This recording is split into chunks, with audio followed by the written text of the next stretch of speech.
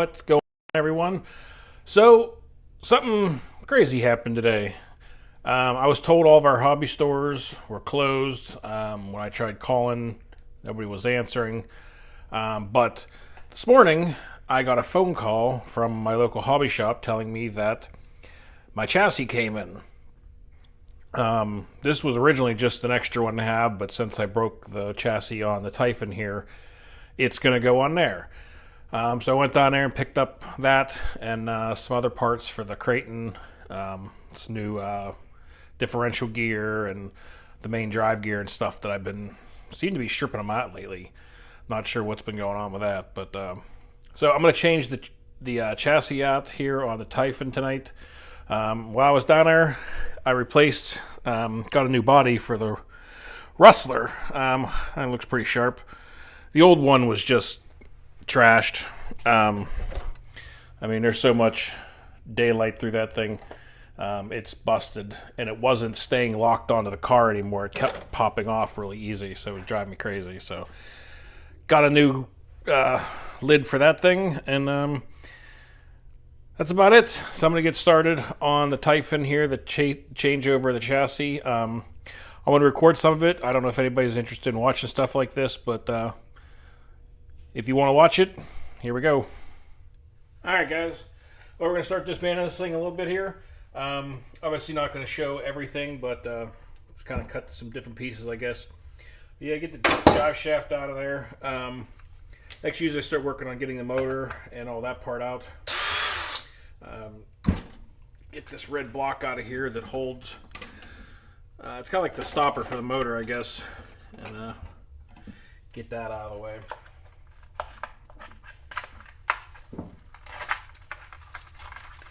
One really nice thing about these Arrmas is the fact that how easy they are to tear apart and work on.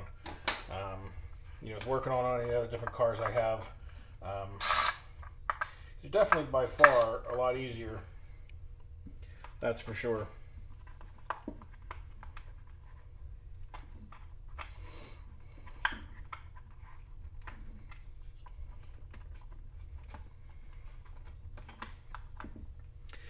Get the motor unclipped here.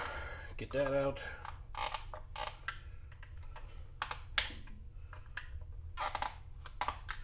Sometimes these get a little tight if you get a lot of dirt and grime down in there, but they'll slide out. Comes out as one whole big piece. Easy enough. So now we're going to work on getting the speed controller and all that good stuff out of here. I just had some of this apart today. Changing out the shocks and all that good stuff, and now I'm tearing it apart again.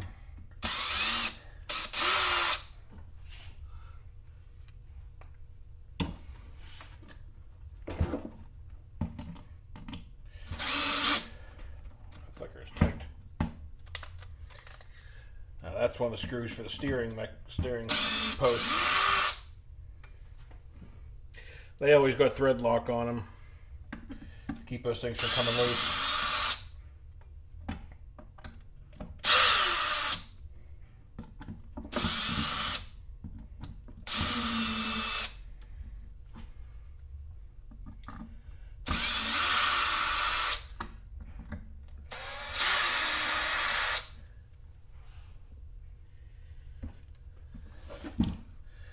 And there's that. The whole entire assembly. It's nice because you don't have to tear this stuff apart, to change anything, to change over the chassis or do a major teardown like this. It all comes out in big assemblies. Makes life a little easier. Well, I'm going to finish tearing this thing apart now. Now we've got the motor and servo and all that stuff out of here. Just finished tearing it down.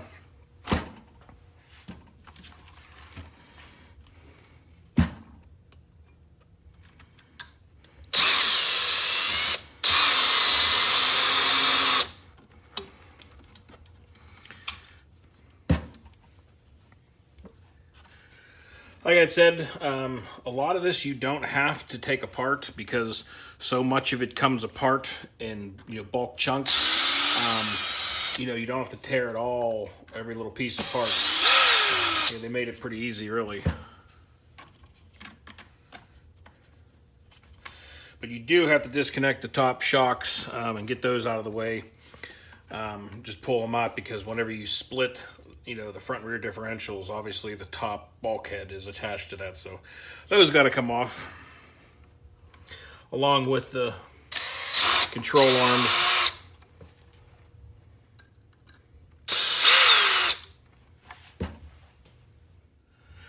And taking out the splitting the bulkheads on them.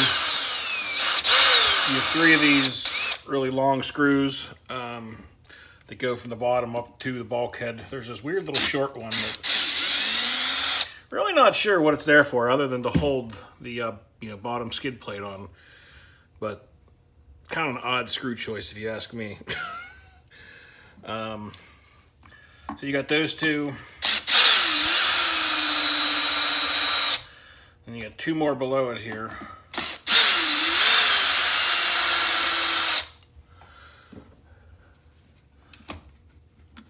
Take the skid plate off, retainer. And then, got your top bulkhead off. That easy, that quick. Nice things to work on. We're gonna just pull the rear differential out. Still looks good after I had pulled apart and re-greased everything. Still nice and happy. So that part's good. Now for removing the rear pins here. Sometimes these get really tight and other times they're okay. These ones are sliding out pretty easy.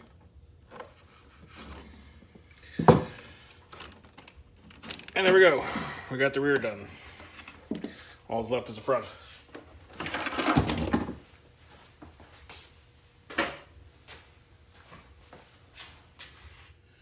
Now, what I like doing whenever I change these chassis over is, once you know you get one end of it done, the front or the rear, whichever side you like to do, I like to basically just reassemble that section, so you don't have too many parts, pieces, stuff all over the place. It just, I don't know, kind of keeps stuff a little better organized so you don't lose stuff. So we're gonna put the back together now.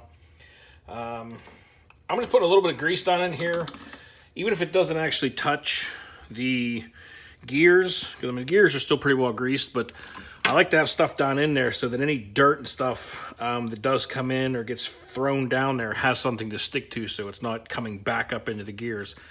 Don't know if it actually helps, but makes me feel better, so, you know, that's what I do. So next, what you want to do is you know, get your A-arms back in there, get your shift shafts, you know, lined back up again, drop it all together, and then go ahead and drop your bulkhead back in there so that you can kind of get everything bolted back up again.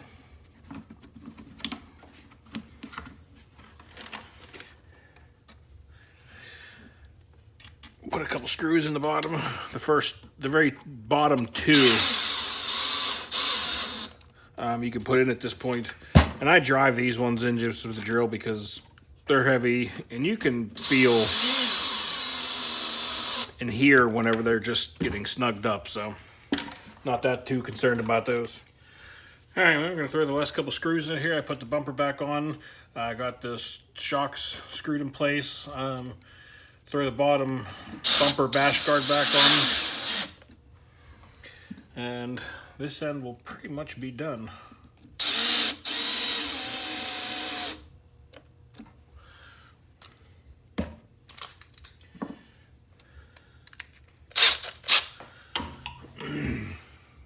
Well, in less than 10 minutes, not even, got the back end together, ready to go. So now I'm going to start tearing apart the front and get the front done. I'm not going to show much of that. It's pretty much the same thing as the back, and be back with you, Matt. All right, we're going to rip the front apart here. Got a lot of it disconnected already, but same process as the back.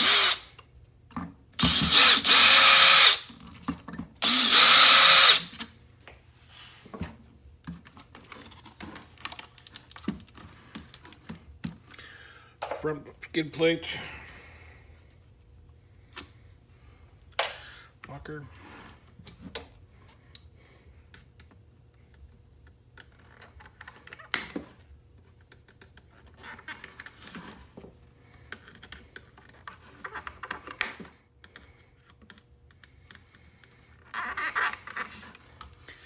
Well, I got the front disassembled here. Got the front bulkhead off. Differential stuff out of there. This is your steering. Like I said, these things, these pins, well, this one I already unscrewed. But these sometimes, after you get them when they're new, can really be a pain in the ass to get out. You feel like you're going to break them. The Loctite in there really holds pretty good, so be careful when you're taking those out. So I'm taking off all the little smaller bits and pieces, like this cable holder for the motor cables and stuff. That needs to come out. And then you got your battery retainer for the front. That comes out with it. I didn't put my rear one back in to accommodate my longer LiPo batteries. With both retainers in here, the longer LiPos won't fit. So I have the rear one pulled out. I did that just because 90% of the times you have a front impact, and it's better off to have the front retainer in there to help cushion some of that blow and maybe not break the chassis. But I already broke this chassis once, and it was right here. The battery slammed against it and just sheared it off. So just an idea. Seems to be working. But we got the chassis all stripped down. Nothing left of it now, so we can start transferring the last little bits and pieces over. But this is what happened. It split the whole way there, and it split here coming off this back corner and off of this corner here. So this thing wouldn't have lasted long. I probably would have been out at the BMX track or the skate park or something, and one bad landing and that would have been it. So get this thing changed out now and be done with it. Well, I'm going to start reassembling this thing. I'm getting all the little bits and pieces in there first. And then once I get that stuff in, I will get the front diff and all that stuff transferred in there and get that part done. I haven't screwed that thing in place yet because I'm not 100% sure that that's which hole it is. I can't remember which one it's on, but all right, so got all the little bits and pieces in here. Got the steering set up in here. Now I can get the bulkhead back on here because you got to make sure you get this in there, obviously, before you put the bulkhead back on, because it helps retain it. These little two eyelets here is what clamps down on the two aluminum pins here that hold that. So you want to make sure you get that all together first. All right, now I'm going to get the front wheels attached back on there again. And then after that, probably put the speed controller and servo in there. All right, well, I'm just finishing getting the front end screwed together. I'm just about done. As you can see, most of the cars, it's coming together pretty quickly here. It does not take much time at all to put these chassis together, in place to change them out. And a lot of people, think that it takes a lot of time or it's way too much work. But they're really easy. They really are. Unfortunately, I've gotten very good at it just since I've started, into this hobby with all the stuff that I break on a regular basis. But that's it. Front's all together. Got to throw the bumper on, and next we'll finish on the electronics and the inside stuff. Well, just finishing getting the ESC and servo block and everything mounted up here. The screw I had holding this thing in, I don't think on one of them there is a total of 1, 2, 3, 4, 5 total that hold that whole block in there. One of them I did not have the right screw in, but luckily I got one of these sets of metric screws. It has the recessed head and the normal style all in there with all different washers. It's quite handy to have around. Just gonna get the last one in here now, and then we'll work on the motor and the rest of the insides. That felt much better. All right, well, we're gonna go ahead and get the motor bolted back up here. Since this is a new chassis, I shouldn't have anything built up in there, creating this thing from not wanting to slide in. Also, you got to make sure that your cooling fans are flush on the bottom, or they will bind you up trying to slide it back in there again. But usually what I do is take a little brass, brush and clean out all that stuff. Just makes it a little bit easier for it to slide back in again. So go ahead and give this a try.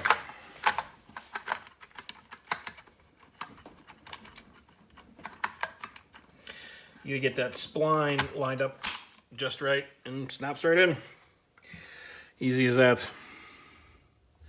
All right, well, got the motor hooked up, all the wires hooked up for that. Got the motor block and the rear case block in place. The Velcro straps back in. Now I'm just going to put in the little bits and pieces that were left, like the front body clips, posts, whatever you want to call them, and get those screwed back in place, and pretty much just about done.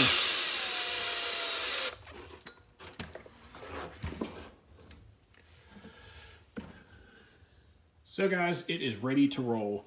Everything's all back together again, all tightened up, no screws missing, so I think we're ready to roll.